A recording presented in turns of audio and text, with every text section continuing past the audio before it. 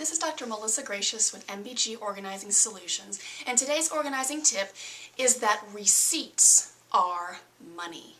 Receipts. You know, we're talking about regular old receipts that you sign for credit card purchases at stores. These are money. Not only do they reflect a past purchase, but they have future value and should be treated as such. First and foremost, when you already have pen in hand and you are signing a receipt for the purchase of an item or a meal or something else, make a note at the top of the receipt, the person who was entertained, the item that was purchased, what tax line it goes to, so that you will know when you look back on this purchase what the thing was.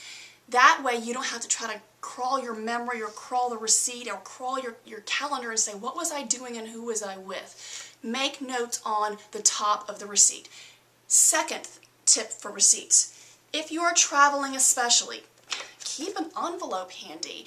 Keep something in your purse or in your pocket where you can insert all the receipts that you gather from your trip.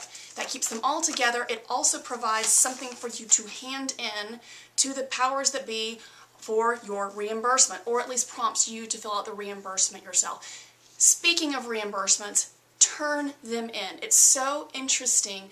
I work with clients and we will find receipts all over the place in their office and they'll say, oh yeah, I need to turn those in, or the window has passed for me to do that. This is money, people, so make sure when you return from a trip particularly that you have an appointment on your calendar to complete expense report. If you're lucky, you'll work for a company that has a more automated system for it. My husband does, and he takes pictures of his receipts with his smartphone and is able to turn them in for reimbursement that way. But if it's good old-fashioned, fill out a form, turn in the receipts, make sure you have time allocated to do that. If you gather receipts on an ongoing basis, make sure you have time scheduled on your calendar at least weekly or monthly to gather all of your receipts and get reimbursed like you deserve. If you are keeping receipts just for tax purposes, a lot of small business owners particularly will do that. Make sure you record the reason for the purchase in your accounting system, and again, you'll be able to reference the notes you took at the top of the receipt. Make sure it's in there, and then you need to preserve the receipt itself for tax purposes. And there are two ways of doing it.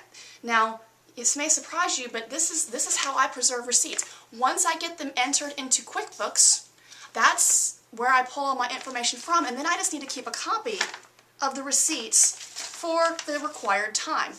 I keep them in an 8.5 by 11 envelope because at the end of the year I can seal it up and put it in a file drawer with the rest of my tax information. However, if you want to go to a more high-tech method than that, there are wonderful scanners like my beloved ScanSnap where you can scan receipts and preserve them electronically.